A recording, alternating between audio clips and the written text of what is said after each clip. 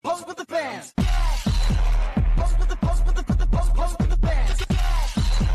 Pose with the pose with the pose pose pose with the fans. Pose with the fans.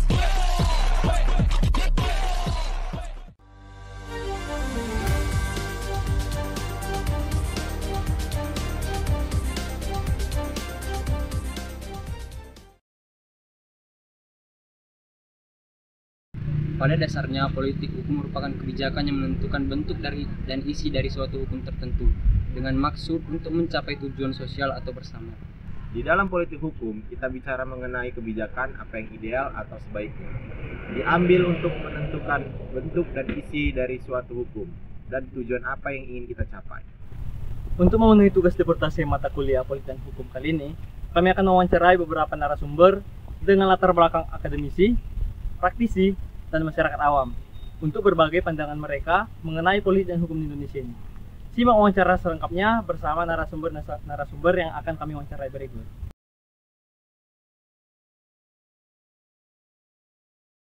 Tiga. Oke, kita langsung ke pertanyaannya aja, Bang. Pertanyaan yang pertama, menurut Abang, bagaimana politik hukum itu mempengaruhi pembuatan kebijakan hukum yang ada di Indonesia ini? Kalau misalnya tanya bagaimananya itu kan seperti ini. Politik itu kan suatu aspek yang sangat berdekatan sama hukum. Ya, betul. Jadi bagaimananya politik itu dapat mempengaruhi kebijakan itu sangat mempengaruhi karena gini. Orang-orang yang masuk ke dalam aspek politik itu kan berarti dia praktek politik yang terikat sama hukum.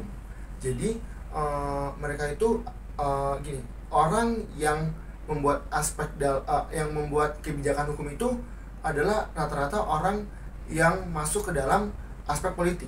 Jadi bagaimana pengaruhnya itu pengaruh ke orang-orang yang ada di dalamnya seperti itu. Ini bisa dibilang politik hukum ini sebagai metodenya pembuatan kebijakan itu lah. Ya. Oke, kita lanjut ke pertanyaan selanjutnya, Bang. Menurut Abang, bagaimana seharusnya sistem politik hukum di Indonesia ini menyeimbangkan antara kepentingan politik dengan hak-hak dasar warganya, Bang? Bagaimananya itu kita lihat dari apa yang dibutuhkan warga sama apa yang ada dengan apa yang ada pada negara itu. Jadi kalau misalnya yang dibutuhkan masyarakat, yang dibutuhkan warga negara itu A, tapi negara nggak punya A dan nggak bisa ngelakuin A, berarti kan aspek dari hukum ini kan udah salah kan? Bukan salah sih sebenarnya, nggak satu tujuan gitu, nggak satu asas. Jadi hal yang harus kita lakukan adalah lebih mendengar pendapat-pendapat dan suara-suara dari pihak-pihak yang terikat. Jangan kita mendengarkan mencari kita harus mencari di tengah atau moderat dari semua keputusan-keputusan yang ada. Jadi pihak yang satu tidak keberatan dan pihak yang lainnya juga tidak keberatan dari setiap keputusan-keputusan dari aspek hukum tersebut. Oh, intinya tidak ada yang diuntungkan, tidak ada yang dirugikan juga. Oke. Jadi sama-sama merasa oke terhadap keputusan-keputusan hukum tersebut. Oke, kita langsung ke pertanyaan terakhir aja ya, Bang. Menurut pandangan Abang, sejauh mana politik hukum itu mempengaruhi independensi lembaga peradilan di Indonesia?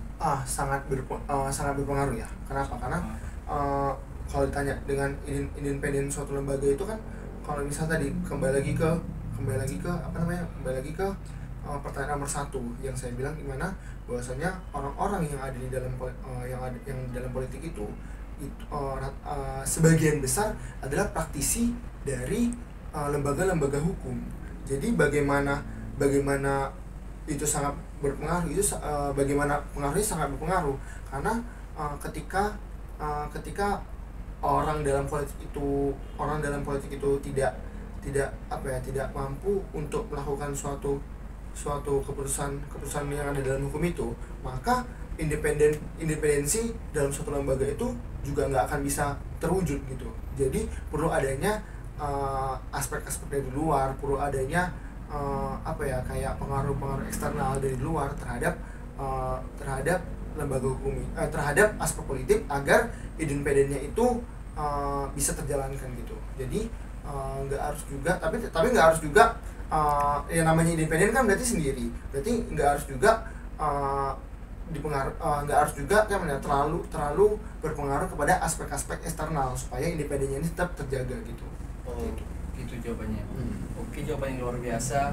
Sekiranya pertanyaannya sampai situ aja bang. Jawaban abang itu sangat membangun gitu, yang jawabannya positif, luar biasa lah pokoknya. Mudah-mudahan jawaban dari abang sangat bermanfaat. Mudah-mudahan bermanfaat bagi yang mendengarkan. Amin ya rabbal alamin. Sekian dari abang, ketersediaan abang sebagai narasumber kami di sini. Kami ucapkan terima kasih ya bang.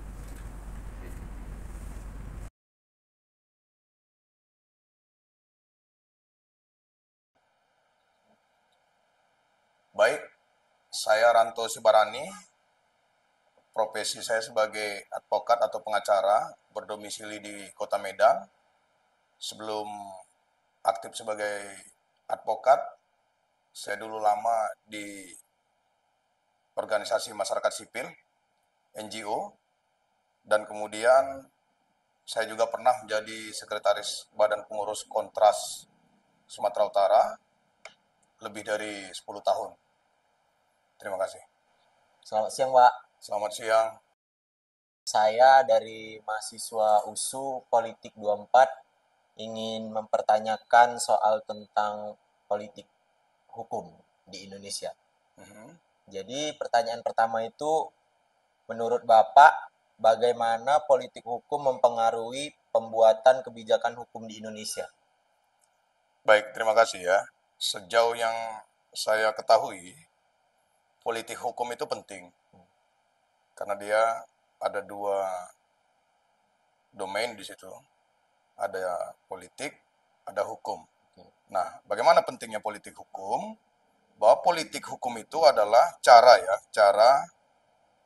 penguasa, dalam hal ini pemerintah, untuk membuat aturan-aturan yang mendukung programnya. Jadi politik hukum itu akan mempengaruhi hukum-hukum mana nanti yang akan dibuat, dan hukum-hukum mana yang akan dipertahankan, dan hukum-hukum mana juga yang akan dikurangi atau dihapuskan sesuai dengan tujuan politiknya tadi. Misalnya yang paling sederhana itu tentang misalnya bagaimana membangun desa. Nah, tentulah harus ada aturan tentang undang-undang desa, kan begitu. Nah, kemudian penguasa dalam hal ini pemerintah akan membentuk undang-undang tentang desa.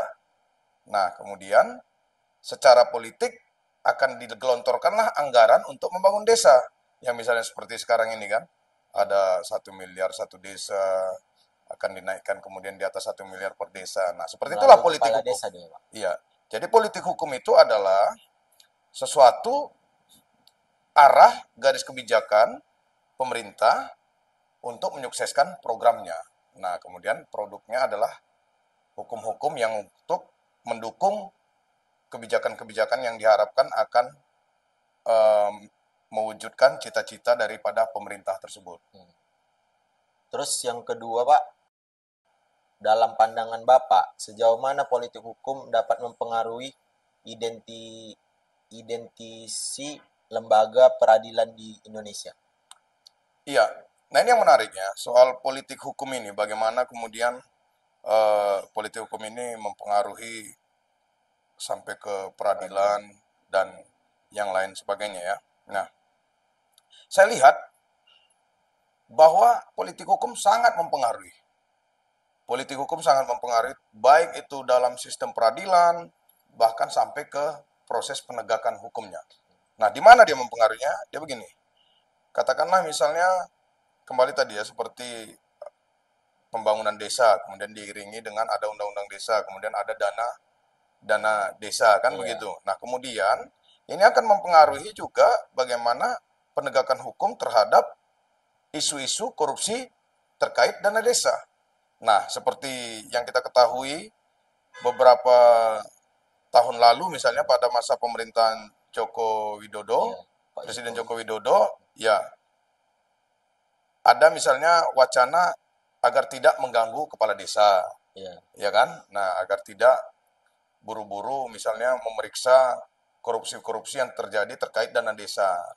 Maksudnya apa? Bahwa itu kan mempengaruhi sistem ya, sistem penegakan hukum. Seharusnya kan siapa yang korupsi, ya harus segera Periksa. diproses secara hukum, diperiksa, kemudian dilakukan peradilan untuk membuktikan benar atau tidak korupsinya tersebut.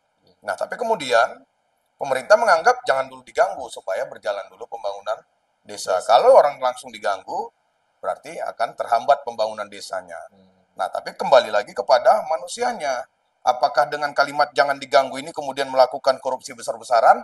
Nah, inilah yang saya katakan tadi penting ya, dan sangat berpengaruh politik hukum terhadap penegakan hukum baik di peradilan maupun di luar peradilan. Jadi politik hukum itu sangat penting untuk cita-cita pemerintah, cita-cita negara, dan kemudian dia akan berpengaruh kepada sistem penegakan hukumnya, baik secara peradilan maupun di luar peradilan. Oke Pak, itu sajalah Pak pertanyaan dari saya ya. Cuman 2 pertanyaan aja. Udah termasuk banyak lah wawasan yang saya dapat dari Bapak melalui dari desa, terus penegak hukum. Ya, Pak, terima kasih ya Pak. Terima kasih, Bro.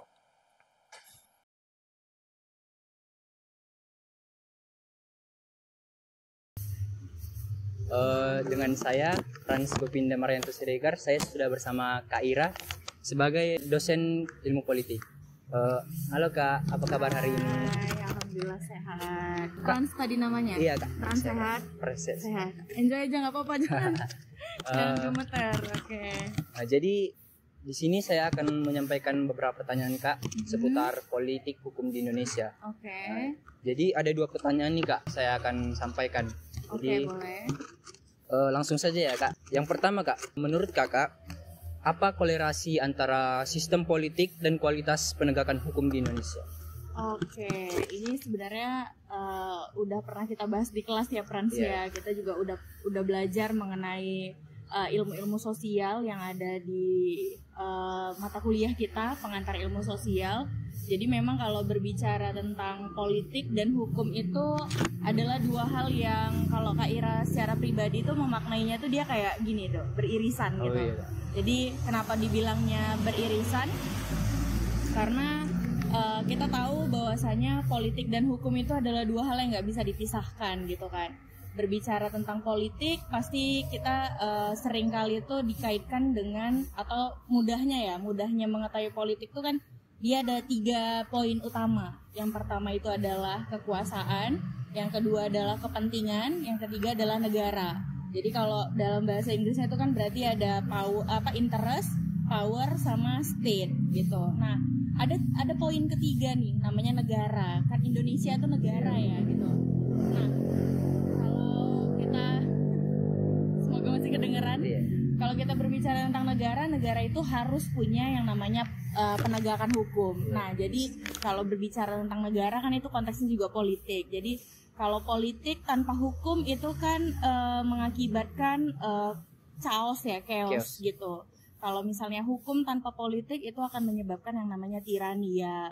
Produk hukumnya mau diletak ke siapa gitu kalau misalnya nggak ada politik gitu kan. Nah, jadi kalau berbicara tentang penegakan hukum di Indonesia sendiri sih sebenarnya sangat banyak sekali kajiannya, sangat banyak sekali aspeknya. Hanya saja kalau dimaknai bagaimana penegakan hukumnya kerap kali masih tumpang tindih gitu loh. Jadi misalnya ini ada kasus tertentu dilindungi oleh suatu hukum tertentu, tetapi di konteks yang lain itu bisa digagalkan gitu loh. Gitu. Nah, ketika digagalkan nanti ditimpa lagi dengan hukum yang tertentu lagi yang untuk bisa itu melindunginya gitu. Nah, jadi kayak agak menjelimet gitu ya bahasanya. Mungkin karena Kak Ira juga bukan orang hukum, jadi sebenarnya dari segi penegakan hukum di Indonesia itu kita bisa bilang baik tapi belum sempurna kali. Oke, terima kasih Kak. Iya, semoga ngejawab. Oke Kak. Oke, yang pertanyaan kedua nih Kak. Menurut Kakak, bagaimana peran partai politik dalam memperkuat atau melemahkan sistem demokrasi di Indonesia? Oke, peran partai politik dalam memperkuat dan melemahkan sistem demokrasi. Jadi kalau berbicara tentang demokrasi, salah satu kriteria dari negara yang menganut ideologi demokrasi itu ada partai politiknya, Pras, gitu. Jadi biasanya kalau berbicara tentang partai politik, yaitu identik lah dengan negara yang demokrasi gitu kan. Nah, partai politik ini tuh sendiri di setiap negara tuh beda-beda. Nanti mungkin kalian akan belajar lebih lanjut juga lah. Ada yang namanya sistem partai politik tunggal, ada dui partai. Kalau Indonesia sendiri dia multi partai namanya. Gitu. Kita banyak sekali partai dan bahkan partai-partainya itu kita bisa bilang ada partai-partai kuat dan itu lebih dari 2. Ya kan, kita nggak bisa bilang partai kuat itu cuma 2 ya. Misal ya PKS dengan PDIP kan nggak cuma 2 itu. Kita punya Golkar, kita punya Nasdem, kita punya PKB, dan itu rata-rata tuh adalah partai yang kuat juga gitu. Nah, untuk mengisi partai-partai lainnya yang yang mewakili oleh suara-suara yang mungkin kelompok tertentu, itu ada partai-partai kecil lagi. Makanya kita pakai sistem partainya itu multi partai. Nah, jadi di Indonesia sendiri itu ada fenomena yang paling unik nih Pras, yang pernah terjadi di beberapa hari sebelum masa pendaftaran ke KPU di Pilkada kemarin. Mungkin kalian udah pernah dengar juga namanya Kimples. Kimples. Nah, jadi kalau tadi pertanyaan Pras adalah itu melemahkan maupun memperkuat demokrasi, kita bisa mungkin ambil salah satu contoh kasusnya Kimples kali ya. Kimples itu adalah Koalisi Indonesia Maju yang dimana menyisihkan atau menyisakan PDIP beserta partai-partai kecil sebagai oposisi gitu loh. Jadi partai-partai kuat ini bergabung karena bahkan kita sedikit patah hati PKS itu juga bergabung dengan Kimples itu tadi gitu kan. Nah, jadi memang demokrasi itu akan lebih berwarna dia Pras, akan lebih berjalan apabila ada 2 kelompok yang sama-sama kuat. Kelompoknya apa itu Kak Ira? Kelompoknya adalah oposisi dan koalisi gitu loh. Nah, yang bisa menunjang adanya 2 ini itu adalah partai politik gitu. Nah, jadi ketika koalisi terlalu menggembung nih partai-partai di dalamnya, maka kan oposisinya lemah. Negara demokrasi apabila oposisinya lemah itu bahaya. Itu akan menjadi alarm kuat juga buat kita karena akhirnya kita itu sulitlah untuk mengajukan pendapat, bersuara gitu-gitu. Karena apa? Karena oposisinya itu lemah gitu. Sedangkan kalau di negara yang demokrasi, dua-duanya harus kuat. Oposisi kuat, koalisinya kuat gitu loh. Nah, jadi keberadaan partai politik itu memang menjadi tonggak yang penting untuk untuk jalannya demokrasi tadi gitu. Jalannya demokrasi tadi itu dengan adanya 2 kubu kuat, koalisi dan oposisi. Tapi kalau misalnya koalisinya terlalu menggembung, maka pemerintahnya diwakili oleh partai, diwakili oleh kaum elit tertentu, masa iya nggak mau dengar oposisi gitu. Jadi sedikit bahaya dan bahkan memang berbahaya apabila oposisi itu lemah gitu. Apabila memang akhirnya partai itu sedikit yang oposisi, karena ya kalau terlalu pro sama pemerintah kan bahaya juga ya. Karena negara ini kan bukan milik pemerintah, negara ini bukan milik salah satu kaum tertentu. Jadi mungkin dengan adanya kasus kayak gini mungkin mempermudah kita lah ya untuk ngelihat kasusnya gitu, untuk melihat makna dari partai politik itu memperkuat atau melemahkan. Silahkan telaah sendiri itu memperkuat atau melemahkan dari demokrasi di Indonesia gitu. Baik, terima kasih Kak Ira atas jawabannya. Terima kasih kepada semua, terima kasih pada Kak Ira juga. Siap, sama-sama. Semoga jawaban yang diberikan oleh Kak Ira membantu. Terima kasih.